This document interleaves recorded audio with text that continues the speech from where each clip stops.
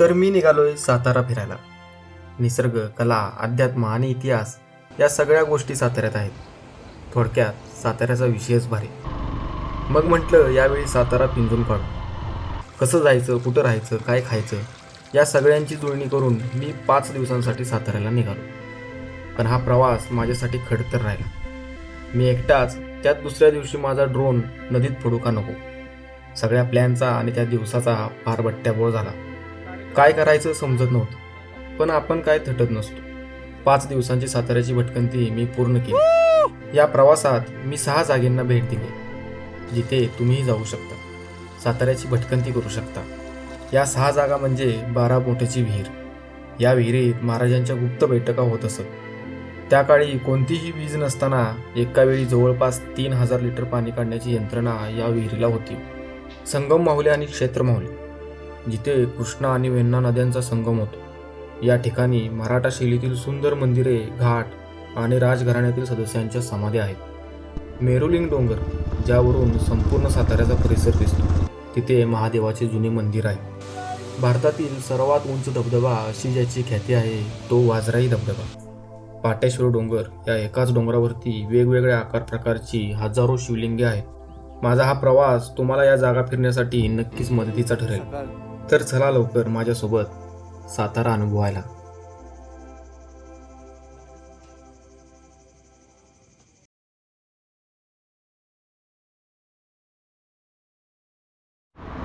सकाळचे 7 वाजलेत. मी पुण्यावरून निघालोय साताऱ्याला. पहिला मी जाणार आहे लिमगावची 12 मोठीची विहीर पाहायला. साधारण 2 तासानंतर सकाळी 9 वाजेपर्यंत मी तिथं पोहोचेन आणि आपल्या संपूर्ण प्रवासात ही आपली साथी असणार आहे. प्रवासाची सगळी तयारी करून मी साताऱ्याच्या दिशेने निघालो. पहिल्यांदाच मी असा सलग 5 दिवसांचा प्रवास करणार आहे. वळणावळणाचा हा खंबाटकी घाट मागे टाकून मी पुढे आलेलो. येथून फक्त 30 किलोमीटर अंतरावर लिमगावचा फाटा आहे. तुम्ही मोबाईलवर गुगल मॅप टाकून सरळ या विहिरीपाशी येऊ शकता. लिम फाट्यावर मी पोचलोय. पुण्यावरून साताऱ्याला येताना साधारण 100 किलोमीटर अंतरावर पुणे बेंगलोर NH4 हायवेच्या डाव्या बाजूला हा लिम फाटा लागतोय. इथून सातारा शहर 13 किलोमीटरच्या अंतरावर आणि 12 मोठीची विहीर ही 4 किलोमीटरच्या अंतरावर आहे. पण मी विहिरीकडे न जाता आजूबाजूचा परिसर पाहण्यासाठी लिम गावाकडे पहिला जातो आहे. तिथं आपल्याला गेल्यावर समजेल की या ठिकाणी या भागात एवढी प्रशस्त मोठी विहीर बांधण्याचं कारण काय असेल. एखादी जुनी वास्तू पाहायची असेल तर त्याची जेवढी माहिती आपल्याकडे असेल तेवढा आपला प्रवास व्यवस्थित आणि माहितीपूर्ण होतो. लिंब हे शिवकालीन किंवा त्याच्याही आधीचे जुने गाव. या पुणे बेंगलोर हायवेपासून ते 3 किलोमीटर अंतरावर आहे. कृष्णा नदीकाठी असणाऱ्या या गावात सुंदर कृष्णा घाट, कोटेश्वर मंदिर ही पाहण्यासारखी ठिकाणे आहेत.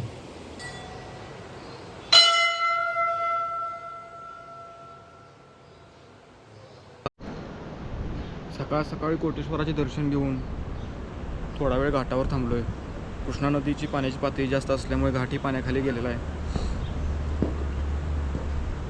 साताऱ्याचे शाहू महाराज हे कोण होते आणि ते साताऱ्याला कसे आले हे समजलं की आपल्याला या भागात एवढी मोठी प्रशस्त विहीर बांधण्याचे कारण आणि या सातारा शहराच्या निर्मितीचे कारणही समजेल. शाहू महाराज हे छत्रपती शिवाजी महाराजांचे नातू आणि छत्रपती संभाजी महाराजांचे पुत्र होते. संभाजी महाराजांच्या मृत्यूनंतर ते औरंगजेबाच्या कैदेत गेले. इकडे शिवाजी महाराजांचे दुसरे पुत्र राजाराम महाराज रायगडवरून कर्नाटकातील जिंजीत जाऊन मराठा साम्राज्याचे तिसरे छत्रपती आणि जिंजी ही तिसरी राजधानी झाली. पुढे राजाराम महाराज 10 वर्ष त्यांच्या मृत्यूनंतर त्यांच्या पत्नी ताराराणी या 7 वर्ष औरंगजेबाशी लढत राहिल्या. शेवटी औरंगजेबाचा महाराष्ट्रातच मृत्यू झाला. त्याला संपूर्ण मराठा साम्राज्य काही जिंकता आले नाही. त्याच्या मृत्यूनंतर अटकेत असलेल्या शाहू महाराजांची काही अटी शर्तीवर सुटका करण्यात आली. इकडे ताराराणी अजिंक्यताऱ्यावरून मराठा साम्राज्याची धुरा सांभाळत होत्या. या दोघात हे साम्राज्य विभागलं जावं हाच मुघलांचा शाहूंना सोडण्यामागे हेतू होता आणि तेच झाले. शिवरायांच्या सून ताराराणी आणि नातू शाहू महाराज या चुलती पुतण्यामध्ये मातब्बर सरदारांनी शाहूंना पसंती दिली. त्यानंतर बरंच राजकारण झालं. शाहू महाराज मराठा साम्राज्याचे 4थे छत्रपती आणि अजिंक्यतारा ही 4थी राजधानी झाली. ताराराणींना अजिंक्यतारा हा सोडावा लागला. त्यावेळी कोल्हापूरची दुसरी गादी निर्माण झाली. कोल्हापूरचे राजश्री शाहू महाराज हे अलीकडच्या स्वातंत्र्य काळातील या कोल्हापूरच्या गादीचे. साताऱ्याचे शाहू महाराज हे संभाजीपुत्र मराठा साम्राज्याचे 4थे छत्रपती होते. या दोन्ही शाहूमध्ये थोडी गफलत होते. साताऱ्याच्या शाहू महाराजांचा काळ हा मराठा साम्राज्याचा सुवर्ण काळ राहिला. त्यांनी विखुरलेल्या मराठा सरदारांना एकत्रित केले. एक प्रकारे मुघलांनी शाहूंना सोडून एक मोठी चूकच केलेली. त्यानंतर मराठा साम्राज्य संपूर्ण भारतभर पसरलेलं. शाहूंनी शाहूनगर म्हणजे आजच्या साताऱ्याची निर्मिती केली. पहिला खडतर 10 वर्षाच्या काळानंतर स्वतःला आराम, विश्रांतीसाठी किंवा शिकारीसाठी वेळ भेटावा या हेतूने त्यांच्या उपराणी विरुबाई भोसले यांच्या निगराणीखाली 1719 ते 1724 दरम्यान या विहिरीचे बांधकाम झाले. म्हणजे 300 वर्ष जुनी ही विहीर आहे. सुरक्षेच्या दृष्टीने विचार केला तर या विहिरीच्या आजूबाजूच्या परिसरात साधारण 10-15 किलोमीटरच्या अंतरावर चंदनवंदन किल्ले, कल्याणगड, वैराटगड, साताऱ्याचा अजिंक्यतारा हे गड आहेत.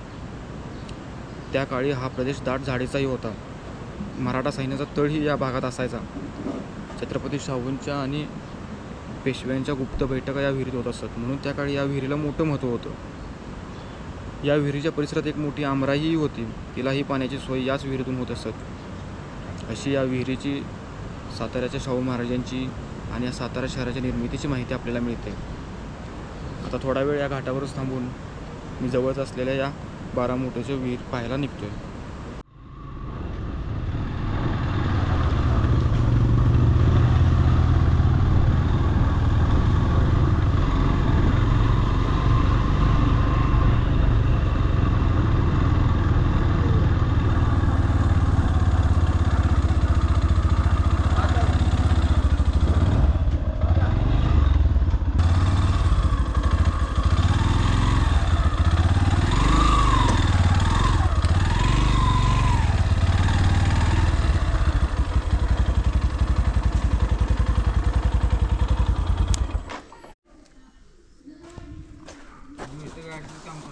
हो माहिती आहे, मी ओळखतो तुम्हाला यूट्यूबवर. हां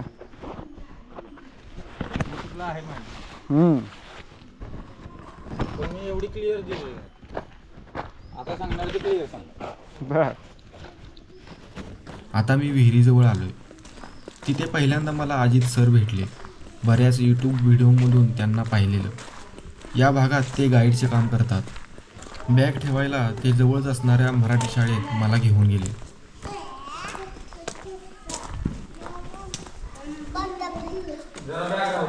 दोन वर्ग आहे.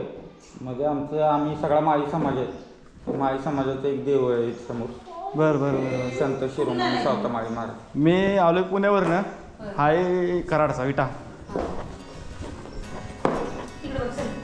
लई दिवसात मराठी शाळा बघतोय. होय. डॉक्टर कोण होणार डॉक्टर?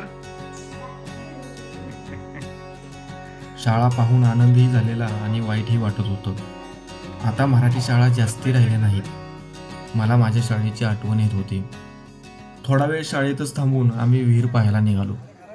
प्रसिद्ध मंदिरशास्त्रज्ञ डॉक्टर देगलूरकरांच्या मते कोणतीही वास्तू पहिली बाहेरून पाहावी, नंतर आतून. अजित सरांचंही तेच मत होतं. तर आपण आता विहीर बघायला आलो. तर विहीर आतून डायरेक्ट जाऊन बघावी का बाहेरच्या बाजूने बघावी? पहिल्यांदा वरनं ऑब्झर्वेशन करायचं, नक्की विहिरीची डिझाईन कशी आहे, काय आहे, किती मोठा आहेत, काय आहेत, किती खड्डे आहेत. म्हणजे एक खड्डा म्हणजे एक मोठ असते. अशा पद्धतीने हे व्यवस्थित जर तुम्ही डायग्राम वरतून जाणून घेतला तर आतला इतिहास तुम्हाला व्यवस्थित कळतो, नाही तर लक्षात येत नाही. ही प्रशस्त विहीर उत्तराभिमुख असून आकाशातून पाहिली तर ती शिवलिंगासारखी भासते. शिवलिंगाची ही पन्हाळी उत्तर दिशेला असते. 300 वर्ष जुन्या या विहिरीचे पूर्ण बांधकाम दगडी आणि आजही चांगल्या स्थितीत आहे. ही विहीर म्हणजे एक मुख्य विहीर आणि एक उपविहीर. या दोघींना जोडण्यासाठी एक दगडी पूल आहे. मुख्य विहिरीत पाणी भरल्यानंतर उपविहिरीला पाणी येते. मुख्य विहिरीत 12ही महिने पाणी असते, तर उपविहिरीत पावसाळ्यात पाणी येते. मुख्य विहिरीला 9 आणि उपविहिरीला 6 अशा एकूण 15 मोठी या विहिरीला आहेत. त्यातील 12 चालू आणि 3 राखीव असायच्या. यावरूनच नंतरच्या काळात या विहिरीला 12 मोठीचे विहीर असे नाव पडले असावे.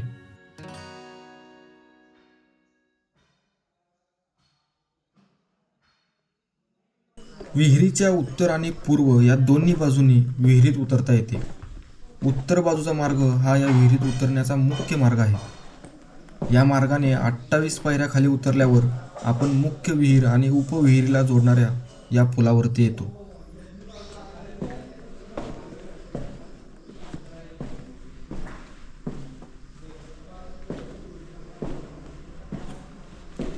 खाली उतरताना समोर पहिली आपल्याला कमान लागते। या कमानीच्या समोरील बाजूस शिलालेख, काही शिल्पे आणि विहिरीकडील बाजूस 2 व्यालांची शिल्पे दिसतात। ही व्यालांची शिल्पे मंदिराच्या द्वारशाखेवरही दिसतात। त्या काळी शौर्य आणि समृद्धीचे प्रतीक या शिल्पांना मानलं जायचं। समोर हा शिलालेख दिसतोय, हा संपूर्ण देवनागरीमध्ये लिहिला गेलेला आहे। याच्यामध्ये पूर्वेची आणि पश्चिमेची अशा 2 विभागण्या आहेत। मधोमध भवानी मातेचे शिल्प आहे, विदाऊट पेंट केलेली आहे ती पश्चिमेची बाजू, पेंट केलेली आहे ती पूर्वेची बाजू। याच्यामध्ये एका स्त्रीचा उल्लेख आहे, वाचता आला तर प्रयत्न करा। शिल्पाच्या शेजारचा उभा पॅराग्राफ आहे ना, पहिल्या लाईनला श्रीमंत सौभा असं उल्लेख आहे, खालच्या लाईनला यवते विरुबा असं उल्लेख आहे, तिसऱ्या लाईनला सी साहेब असा उल्लेख आहे, शेवटच्या दगडावरती काळा पेंट लागलेला दिसतोय। त्या ठिकाणी पहिल्या लाईनला श्री भवानी असा उल्लेख आहे, दुसऱ्या लाईनला शंकर प्रसन्न असा उल्लेख आहे, तिसऱ्या लाईनला शुभम भवतु असा उल्लेख आहे। आपल्या राजघराण्याचा आराध्य दैवत म्हणजे शंभू महादेव आणि कुलस्वामिनी आहे ते भवानी माता। त्यामुळे ऐतिहासिकदृष्ट्या छत्रपतींच्या घराण्याला अनुसरून एखादी ऐतिहासिक वस्तू असेल तर तिथला मजकूर तिथं राहतो, पण काना कोपऱ्यात कुठं ना कुठं तरी श्री भवानी शंकर प्रसन्न हा उल्लेख आपल्याला पाहायला मिळू शकतो। तर ती वास्तू आहे त्या पद्धतीनं त्याची डिझाईन घडवली जाते। म्हणजे हे आता आपल्याला तिरकं दिसतंय असं न कळत, आग्नेय, नैऋत्य, वायव्य आणि ईशान्य अशा पद्धतीनं पाहायला मिळू शकतं। चिन्हानुसार क्रॉस आहे हा. विहीर, जरा तिरकी आहे। जशी विहीर आहे ना त्या पद्धतीनं ते क्रॉस असतं। ओके. मधोमध कमानीच्या मधोमध उभा बाण दिसतोय का? दिसतोय ना। तुम्ही पन्हाळगडावरती गेला तर एक खोबळी जर काढली, एक दगड काढला ना, अख्खा हे पडू शकतो दरवाजा। तसा ही जर खोबळी काढली ना समोरची, हां अख्खी इकडची बाजू, इकडची म्हणजे कोणती? इकडची काय सांग? आडाची बाजू, हां. त्याला एंटर की असं म्हणतं, बरं. जे गेलेलं आहे इंग्लिशमध्ये। पुलावरून समोर आपल्याला खलबतखाना म्हणजे ऐस पैस अशी बैठकीची जागा दिसते। विहिरीत असणारी ही बैठकीची जागा हेच या विहिरीचे मुख्य वैशिष्ट्य आहे।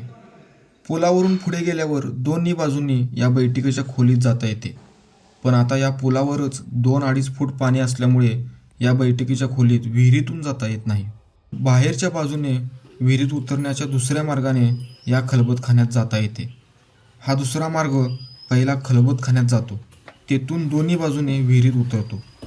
म्हणजे विहिरीत उतरण्याचे हे दोन्ही मार्ग एकमेकांना जोडलेले आहेत। हा वरून उतरण्याचा मार्ग आहे आणि इकडे खालून खालून वरती यायचं होतं आपल्याला, तारेवरून पाणी येतं। खलबतखाना म्हणजे बैठकीची जागा। याच जागी छत्रपती शाहू महाराज विश्रांती घेत असत। याच खोलीत शाहू आणि पेशव्यांच्या गुप्त बैठका होत असत। संपूर्ण खोली भरपूर अशा शिल्पांनी सजवलेली आहे। या प्रत्येक शिल्पांचं वेगळं महत्त्व आहे। अजित सरांच्या मते ही प्रत्येक शिल्पे वेगवेगळ्या शिल्पकारांनी घडवलेली आहेत। त्यातला फरक ही शिल्पे पाहताना समजून येतो।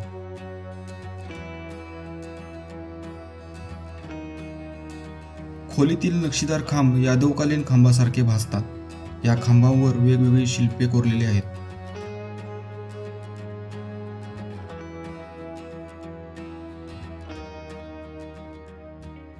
तिथं घोडेस्वार आहेत। मराठ्यांनी आपण इथं मुघलांच्या म्हणजे गनिमांच्या संदर्भात खलबत्ते केलेत याची ती सांकेतिक खूण आहे। इथं हत्ती स्वार आहेत। हे हत्ती स्वार म्हणजे काय? गनिमांच्या बेसिक स्वाऱ्या व्हायच्या त्या हत्तीवरती व्हायच्या। म्हणजे ज्यावेळेस ते यायचे आपल्याकडे चाल करून, त्यावेळेस त्यांचं जे मेन जो मोहीम घेऊन येणारी व्यक्ती आहे ती नेहमी हत्तीवरती यायची। आपल्या मराठ्यांच्या स्वाऱ्या घोड्यावरती व्हायच्या। इथं घोडे आहेत। कड्यांचं गणित कसं आहे? हां, कड्यांचं गणित त्या कड्यांचा वापर संपूर्ण इकडे पण आहे, तिकडे पण आहे, सगळीकडे आहेत। हां, काही ठिकाणच्या आहेत, काही ठिकाणच्या पडलेल्या आहेत। त्या कड्यांचा वापर संपूर्ण पडद्यासाठी केला जायचा। पूर्ण साईडनं पडते।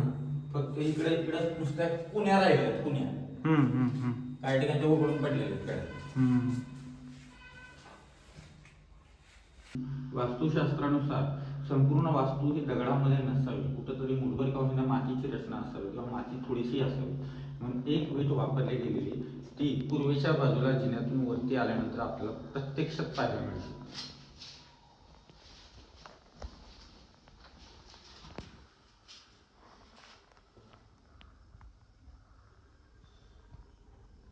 ही त्या काळची आहे. त्या काळात आम्ही फक्त पहिले ड्रिल मारलो होतो त्याला मध्ये. पण आता ही नवीन मुलं येतात ना कॉलेजची, पहिले ड्रिल मारलो होतो, नुसतं छोटं होल दिसते बघा, हां. तेवढंच मारलो होतं. ते नवीन पोरं येतात ते काय बोलायचं काम नाही. हा खलबतखाना आहे. खलबतखान्यात यायला वरून फक्त एका बाजूनच मार्ग आहे आणि खाली मुख्य विहीर आणि उपविहिरीला जायला दोन्ही बाजूनी मार्ग आहेत. एकदा जाताना एकच माणूस जाऊ शकतो यातून.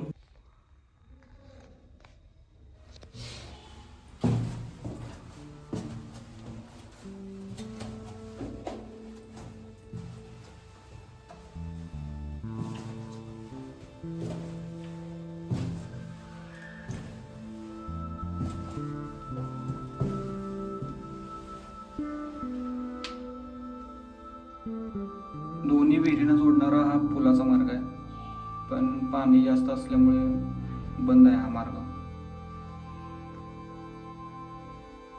खोलीच्या दोन्ही दक्षिण उत्तर बाजूला नक्षीदार सज्जे म्हणजे बाल्कन्या आहेत. एका सज्जातून मुख्य विहीर आणि दुसऱ्या सज्जातून उपविहीर दिसते.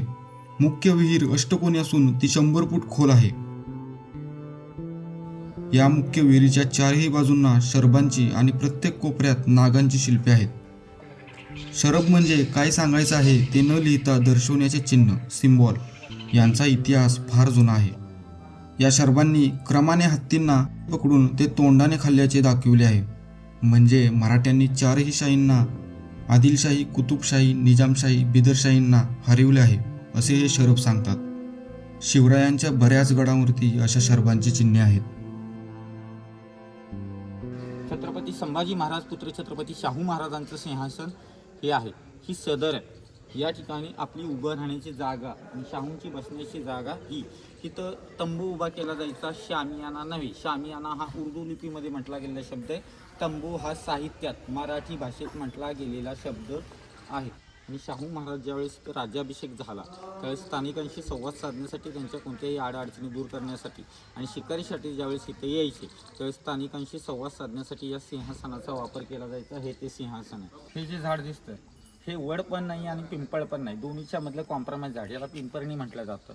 म्हणजे वडाचं झाड दैविक असतं, पिंपळाचं झाड दैविक असतं. वडाला आपण आपल्या हिंदू धर्मामध्ये आपल्या स्त्रिया लोक एक वटपौर्णिमेला पूजन करतात. दुसरी गोष्ट, पिंपळाच्या झाडाखाली मुंजे असते. हे झाड त्या पद्धतीचं नाही आहे. हे एव्हरग्रीन म्हणजे सदाहरित झाड, कायम फक्त सावली देण्याचं एवढंच काम करत असतं. वडाच्या पारंब्या जमिनीपर्यंत येऊन पोचण्याची कॅपॅसिटी असते. याच्या पारंब्या 5 ते 6 फुटापर्यंत येतात, त्याच्या खाली येत नाहीत. 12 महिन्यामध्ये चैत्र महिना असतो. चैत्र महिन्यामध्ये बहुतांश झाडांची पालवी गळते, पण ह्या झाडाची पालवी कधी गळत नाही. पुण्यामध्ये, पुणे भागात शिंदेवाडीच्या पुढं जर गेलात त्याला पिंपरी म्हटलं जातं. तिथून बेळगावपर्यंत पिंपरणी म्हटलं जातं. विदर्भात, मराठवाड्यात त्याला नांद्रुक म्हटलं जातं. 3 नावाने हे झाड ओळखलं जातं. मोठी कशा असायच्या याची थोडीफार माहिती मला होती, पण अजित सरांकडून ती चांगल्या प्रकारे समजून घेतली. ह्या दगडांच्या मध्ये जे 3 खड्डे आहेत म्हणजे 3 मोठा, प्रत्येक गोष्टीला इथं नावं आहेत. त्या काळामध्ये दिली गेली होती. त्याला थारोळं असं म्हटलं जातं. थारोळं म्हणजे काय? एक खड्डा म्हणजे एक थारोळं, म्हणजे एका मोठीची जागा, दुसरी मूठ, तिसरी मूठ, अशा तिकडे 3 आहेत, तिकडे 3 आहेत. आता ही होलं जी दिसत आहेत आपल्याला, ही न कळत गहूभर क्रॉस असतात.